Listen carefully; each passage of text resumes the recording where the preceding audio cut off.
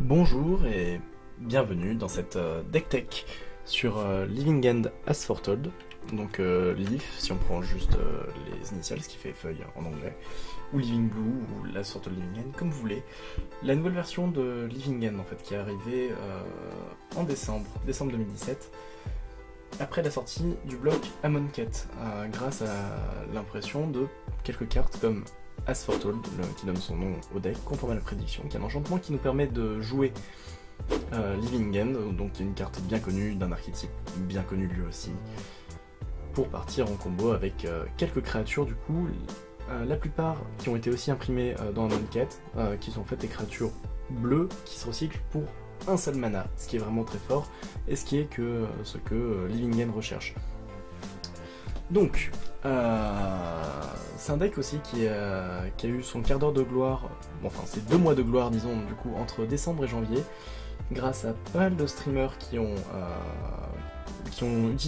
trouvé le deck, qui l'ont trouvé intéressant, qui l'ont pas mal joué en ligue sur MTGO, et qui ont eu de très bons résultats. Cependant, entre temps, il y a aussi des decks très très forts comme humains, en fait 5 couleurs humains, qui sont arrivés, qui sont venus sur le format, et qui ont un peu poussé du coup, et qui ont même carrément poussé celui-ci en dehors de la lumière de la scène. Sans plus attendre, du coup, on va passer à la deck tech. Donc je l'ai séparé en 4 aspects, on va dire, 4 parties. La première, c'est le combo, du coup c'est composé d'Asphalted et de Living End. Comment ça fonctionne? Living End est une carte sans coût converti mana, c'est-à-dire qu'on ne peut pas la lancer normalement, on est censé que pouvoir la suspendre.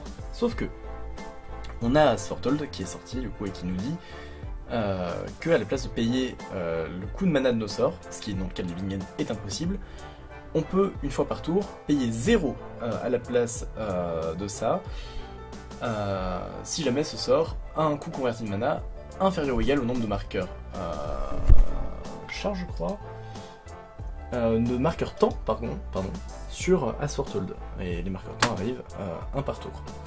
Asphalted d'ailleurs, du coup, quand elle arrive, elle a 0 marqueur et elle peut jouer des cartes avec 0 de converti de mana, ce qui est le cas de Living End, et ce qui nous permet en fait de partir en combo pour seulement 3 mana. Cependant, Asphalted, ce n'est pas sa seule force. C'est une carte qui fonctionne à la fois pendant notre tour et pendant le tour de notre adversaire, ce qui fait que on peut, une fois que les marqueurs temps s'empilent sur la carte, jouer par exemple des contre-sorts pour rien, pour gratuit. On peut aussi se mettre à jouer des créatures, etc. Plus le temps passe, en fait, plus Asphalted devient fort. Et plus la partie devient dure à gagner pour nos adversaires. Mais donc on joue Living End, et Living End ne pourrait pas être efficace si on n'avait pas une belle pile de créatures qu'on pourrait mettre très facilement dans notre cimetière derrière. Et là, c'est le point commun qu'on va avoir avec la version entre guillemets normale de Living End, c'est-à-dire qu'on va avoir pas mal de créatures avec le recyclage. On a notamment Curator of Mysteries, donc un Sphinx 4-4 pour 4, qui a le vol, et le recyclage pour 1. Ce qui est vraiment très bien avec cette carte, c'est déjà son évasion, le vol, qui lui permet d'être quasiment imbloquable dans pas mal de match-up. Son coût converti de mana, en fait son coût de mana même, d'une façon générale, qui nous permet de la lancer très facilement. C'est pas la chose qu'on aime faire le plus bien entendu, mais c'est possible, et ça permet de faire gagner des parties. On joue ensuite Street Vref, qui est une carte qui nous vient tout droit de Vision de l'avenir, je crois, ce qui remonte à l'époque où j'ai à peu près commencé à jouer, qui est une carte qui se recycle presque gratuitement, contre 2 points de vie. C'est à double tranchant. En même temps, on peut faire ça du coup quand on veut, vu que le recyclage peut s'activer en même temps qu'on pourrait jouer un éphémère, à n'importe quel moment on pourrait jouer un éphémère, mais c'est quand même 2 points de vie contre des match-ups qui par exemple peuvent être très agressifs comme Burn. On a tendance parfois à les garder en main et à les laisser en main et à ne pas les utiliser. Ensuite, un autre cadeau d'Amonkhet, je crois. Non, d'Hour of Devastation, d'ailleurs comme Curator c'était Amonkhet. c'est le Striped Riverwinder, donc un gros serpent qui a le recyclage pour 1 mana, et ce qui est vraiment très bien, c'est en fait c'est notre finisher parfait. C'est-à-dire qu'on le met dans notre cimetière, et une fois qu'on a réussi à le réanimer avec Living End, il est quasiment impossible à sortir, pour 2 principales raisons. Ses stats, c'est une 5-5, et sa défense talismanique. En avoir 2 qui arrivent au tour 3, pour un adversaire, c'est très très rude, généralement. Et ça veut souvent nous annoncer une belle victoire. Ensuite, une autre carte un peu vieille, qui nous date du bloc Alara, Architect of Will, qui est donc une carte, une 3-3 qui est bicolore, bleu et noir, qui se recycle pour un mana hybride, bleu-noir, ce qui a un avantage vu qu'on joue 2 sources de mana noir, juste de mana noir, et du coup on peut l'utiliser pour recycler. Son avantage c'est que lui, quand il arrive sur le champ de bataille, il permet de regarder les 3 cartes du dessus du deck d'un adversaire, ou en fait d'un joueur, et de les mettre dans l'ordre qu'on veut. C'est vraiment excellent quand on part en combo et qu'on ne veut pas que notre adversaire pioche, mettons, une colère de dieu ou un effet du même style. Enfin, last but not least, on a l'obstructionniste agile, qui est une carte qui se recycle pour beaucoup plus cher, pour 2 et 1 bleu, mais qui, quand on le recycle, permet de faire autre chose, c'est-à-dire de contrecarrer une capacité activée ou déclenchée. Ça peut être très fort contre des cartes de sideboard, ça peut être par exemple Relique de Progenitus, ça peut contrecarrer son effet, en plus de nous faire piocher, tout bénef. Et de mettre du coup une 3-1 vol dans notre cimetière, ça peut permettre aussi de contrecarrer des capacités activées comme celle de Oblivion Stone, qui est joué dans Tron, qui détruit tous les permanents non-terrain. Ça nous permet du coup de garder tout ce qu'on a. Et enfin, c'est surtout une 3-1 vol flash pour seulement 2 mana et 1 bleu, ce qui veut dire qu'on peut la lancer tout à fait normalement, l'utiliser pour bloquer, pour attaquer, pour gagner la partie par elle seule. Ce qui fait que je l'aime beaucoup. Ensuite, on a ce qui a pas de mal à attirer l'œil en fait quand le deck est sorti, c'est-à-dire tout le package de contrôle. Et c'est là généralement que les avis divergent dans la communauté Asphalted Living End. Généralement, les gens oscillent entre des versions qui sont soit bleu-noir, soit blanc-bleu. Moi, de mon côté, je trouve, en tout cas, c'est après les tests que j'ai fait, les événements que j'ai fait, comme le Grand Prix Lyon par exemple, ça m'a montré que l'optimal était plutôt plus proche, en tout cas, de tricolore, du coup d'Esper, du coup blanc, bleu et noir. Ça nous permet en fait de jouer 2 cartes très importantes en mainboard et une de side, je reviendrai après sur la side. Donc ces 2 cartes sont, premièrement, Path to Exile. C'est la seule carte blanche du deck, mais elle est cruciale. Elle permet d'exiler une créature pour seulement 1 mana. Il n'y a pas meilleur removal dans le format en fait. C'est vraiment le meilleur sort de removal du format. Ça permet d'exiler une créature, c'est-à-dire qu'elle ne reviendra pas si jamais on lance Living End. Parce que Living End retourne aussi les créatures de notre adversaire sur le champ de bataille. D'ailleurs, Living End, maintenant que j'y pense, exile d'abord toutes les créatures de vos cimetières avant de les renvoyer sur le champ de bataille, ce qui fait qu'elles n'arrivent techniquement pas depuis le cimetière. Et du coup, des cartes comme Cage du Fautrier de Graphe ne fonctionnent pas. Mais c'est une petite digression, on va passer à la suite. L'autre carte qui est vraiment très bien avec une mana base, en fait avec une base de mana tricolore, c'est Explosif Artificiel, Engineered Explosives en anglais. C'est une carte qui a la solarisation, qui a un coût de X, du coup on peut payer tout ce qu'on veut avec les couleurs qu'on veut, et qui arrive sur le champ de bataille du coup avec un nombre de marqueurs chargés égal au nombre de couleurs qu'on a utilisé pour la lancer. Et pour 2, on la sacrifie et on détruit toutes les créatures, tous les permanents non terrain qui ont un coût converti de mana égal au nombre de marqueurs charges qu'il y avait dessus. C'est vraiment très bien, c'est très versatile, et on reviendra un peu plus tard sur pourquoi est-ce qu'on joue cette carte en mainboard et pas en side. Ensuite, j'aime bien la mettre en élément de contrôle. On a Bojuka Bog, c'est un terrain qui s'engage pour du mana noir, qui arrive sur le champ de bataille engagé, qui permet d'exiler toutes les cartes d'un cimetière quand elle arrive sur le champ de bataille. C'est vraiment très pratique, vraiment très pratique, vraiment très efficace. Ça nous permet de partir en combo, l'esprit serein même si notre adversaire a beaucoup de créatures dans son cimetière.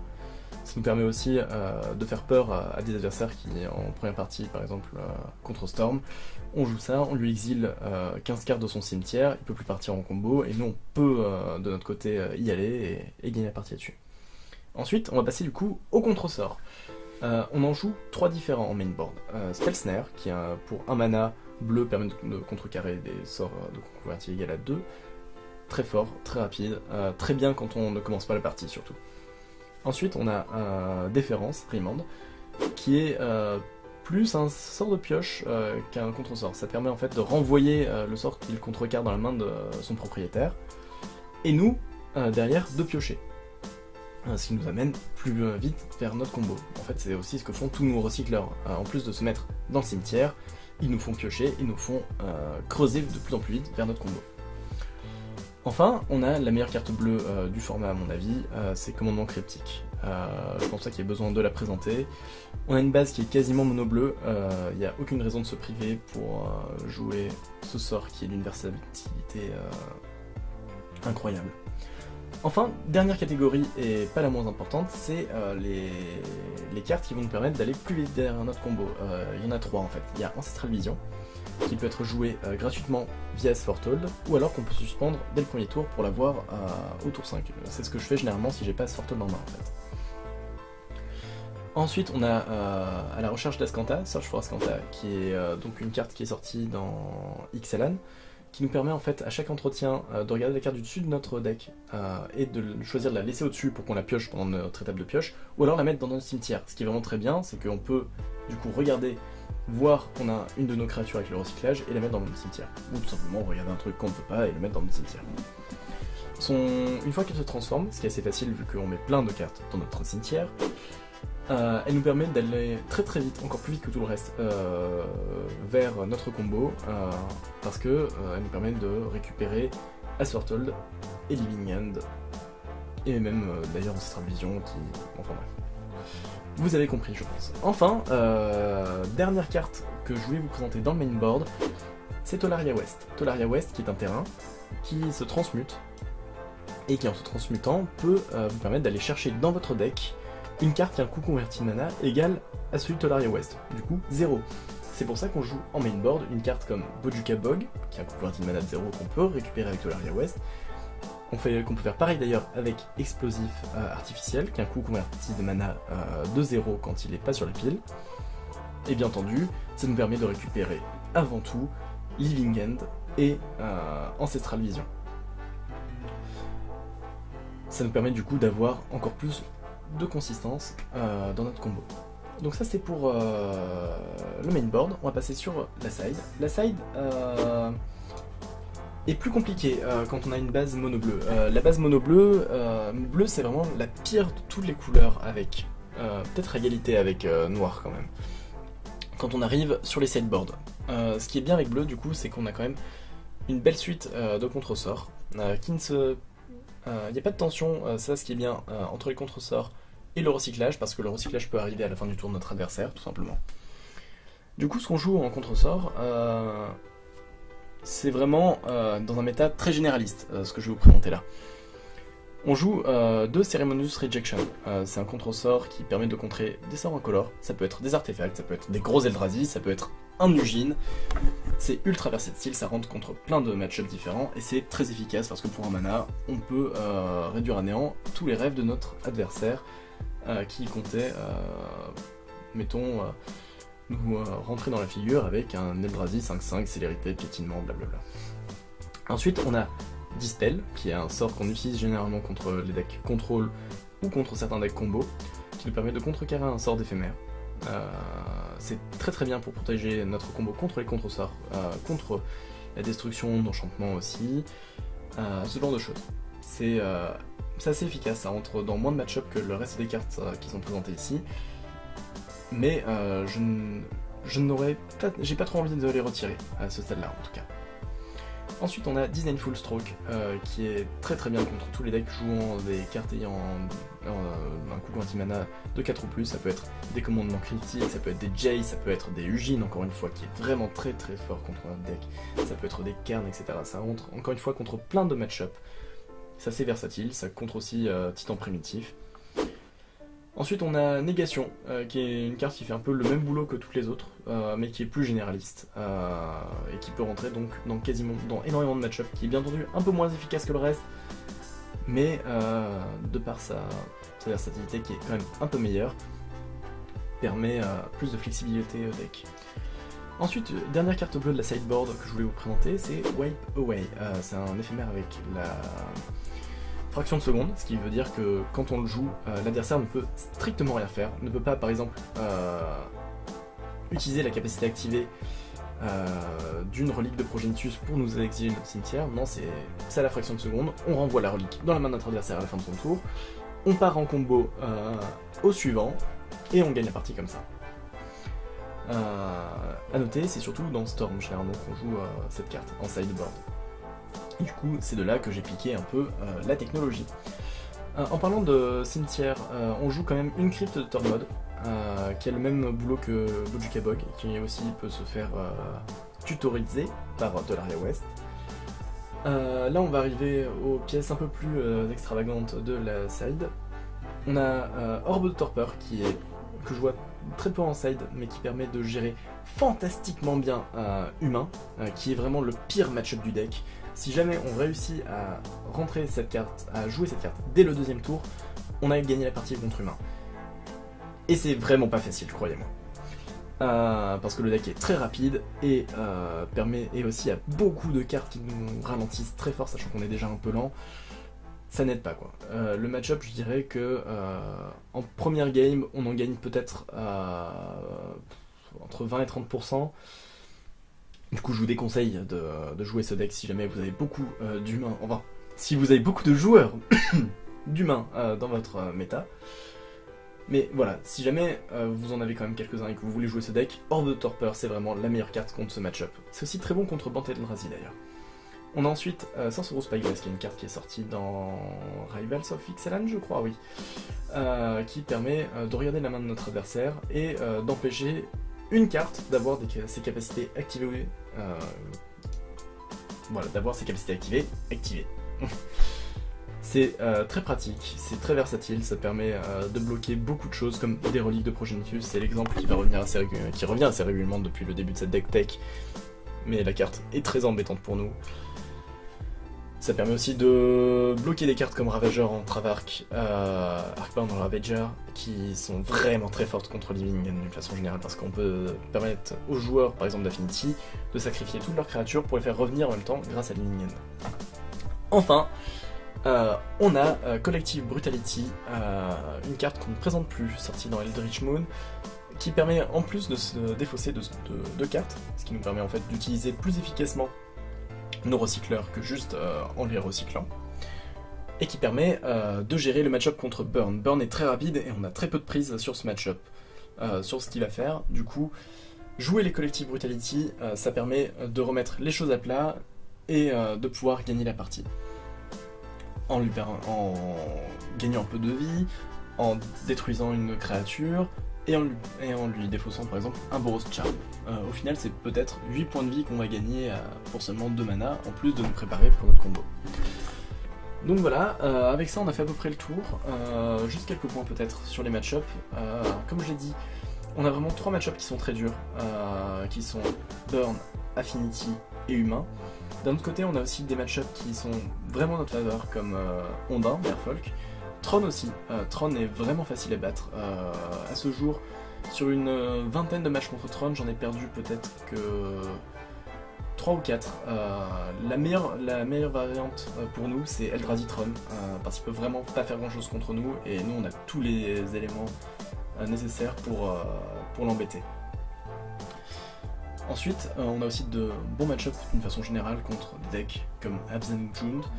Pas des match-ups qui sont à 100% de notre faveur bien sûr, c'est plutôt dans 55%, 60% des cas qui va aller de notre côté.